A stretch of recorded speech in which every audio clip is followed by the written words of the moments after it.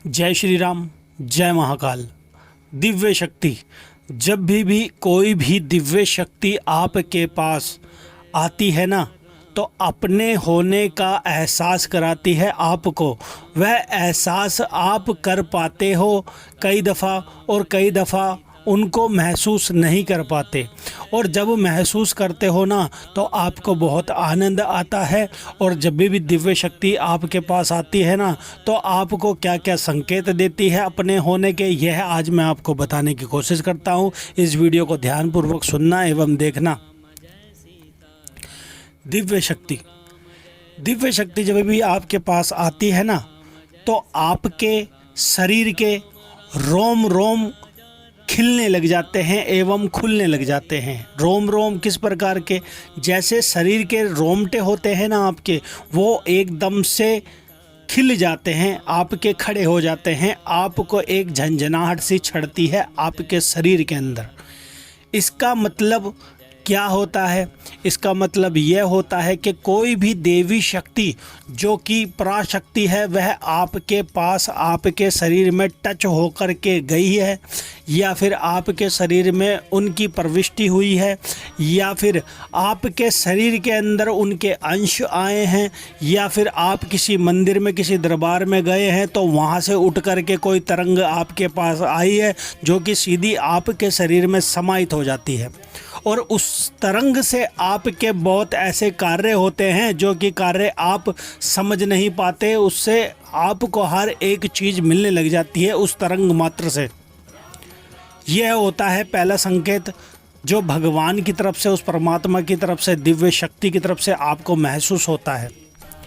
अब आपको चलते फिरते या फिर पूजा स्थल पे बैठे हुए आपको एक मनमोहक सी खुशबू आने लग जाती है। आपको इतनी मनमोहक होती है ना वो, जैसे कि केवड़े की, गुलाब की, इतनी सुगंधित होती है, चंदन की। आप मनमोहक से हो जाते हो। आप उसकी दिशा के अंदर बढ़ने लग जाते हो कई दफ़ा कि यह खुशबू आ कहाँ से रही है। सेंट की जैसी आती है आपको कई दफ़ा आपके आसपास ना ही कोई अगरबत्ती, ना ही कोई धूप बत्ती जल रही, ना ही कोई फूल रखे हुए, ना ही कोई माला रखी हुई, फिर भी आपको एकदम से वह खुशबू आती है। वह क्या होता है? जब भी आपके पास कोई भी पॉजिटिव शक्ति जो कि परमात्मा की तरफ से आ रही हो आपसे मिलने, या फिर पिछले जन्म की कोई आपकी शक्ति हो जो कि इस जन्म के अंदर आपको एहसास दिला रही हो अपने होने के, और आपसे कह रही हो कि मैं आपके पास हूँ, आप मुझे पहचानो, या फिर आप मुझे जानने की कोशिश करो, आप मुझे देखने की कोशिश करो, अपने अंदर ढूंढने की कोशिश करो, ध्यान में बैठो। इस प्रकार से बहुत चीज़ें समझाने की कोशिश करती है। उसको आपको समझना है कि आपके पास किस प्रकार से वह शक्ति आ रही है और आपको एहसास करा रही है। अब जो तीसरा संकेत होता है ना, वह होता है आपकी वाणी का सिद्ध हो जाना। जब आपकी वाणी सिद्ध हो जाती है ना, तो आप जो भी बोलते हैं वह होने लग जाता है। आप चाहे कुछ भी बोलें, चाहे अगर आपके आसपास कोई व्यक्ति हो और आप उनको बोल रहे हो कि आपका यह काम हो जाएगा, यह कार्य हो जाएगा, तो आप यह देखते हैं उसका कार्य तत्क्षण होने लग जाता है। आप सोचते हैं कि ये कैसे हो रहा है? ये भी दिव्य शक्ति के ही लक्षण होते हैं। जब आपकी जीवा पर आकर के आपके शरीर के अंदर जब देवी शक्ति विराजमान हो जाती है ना, तो आपके मुख से निकला हुआ हर एक शब्द सत्य होने लग जाता है। इस प्रकार ही आप अगर किसी को अच्छा बोलते हो ना कि आपका यह कार्य हो जाएगा, तो वह कार्य हो जाता है। अगर आप किसी को गलत बोल देते हो तो वह भी गलत हो जाता है। तो इसलिए यह ध्यान रखना चाहिए, जिसके भी ऊपर देवी शक्तियाँ विराजमान होती है ना, जिनके शरीर के अंदर देव तत्व मौजूद होता है, उनको कभी भी किसी व्यक्ति के लिए कोई गलत नहीं बोलना चाहिए, क्योंकि गलत बोलते ही तत्क्षण वह कार्य भी होने लग जाता है और सामने वाले व्यक्ति का गलत हो जाता है, आपके ऊपर भी उसका गलत प्रभाव पड़ता है।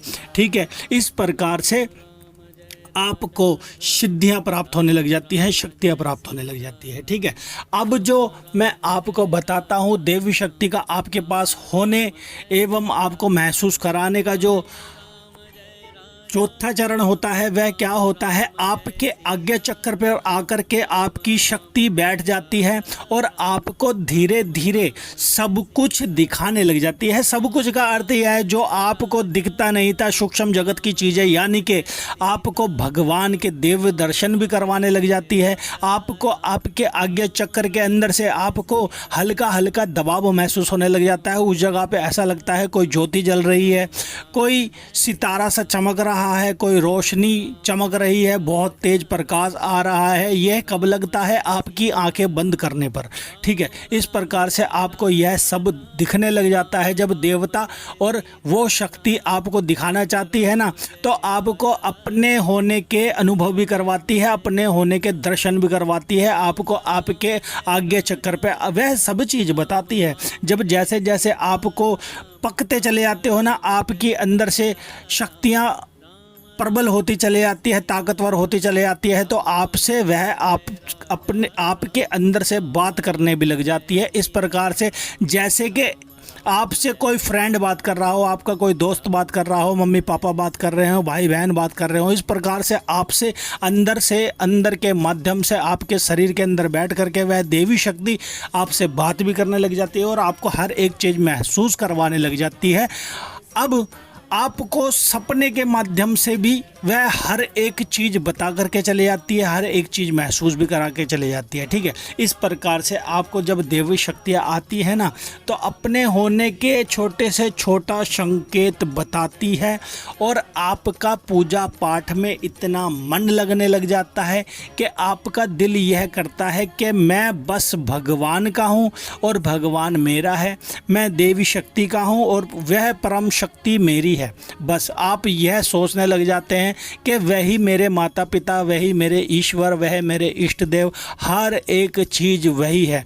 आप केवल उस समय ऐसा क्षण भी आता है जिस समय आप को जब शक्तियाँ प्राप्त होती हैं ना, तो आप यह सोचते हो कि मैं लोगों के संकट भी काटूं। ठीक है, वह एक अलग मार्ग है संकट काटने वाला, जो महसूस कराती है वह अलग मार्ग है। ठीक है, तो यह कुछ संकेत मैंने आपको बताए हैं देवी शक्ति का आपके पास होना एवं आपको महसूस कराने के। तो आज के लिए इतना ही। आने वाली वीडियो में मैं आपको और भी कुछ बताने की कोशिश करूंगा। अगर भाई कोई चैनल पे हमारे नए हैं तो प्लीज़ चैनल को सब्सक्राइब करना, लाइक करना एवं शेयर करना, बेल आइकन को ज़रूर दबाना ताकि आने वाली वीडियो की नोटिफिकेशन आपको मिल सके। तो आज के लिए इतना ही। जय श्री राम, जय महाकाल। आप सभी का दिन मंगलमय हो।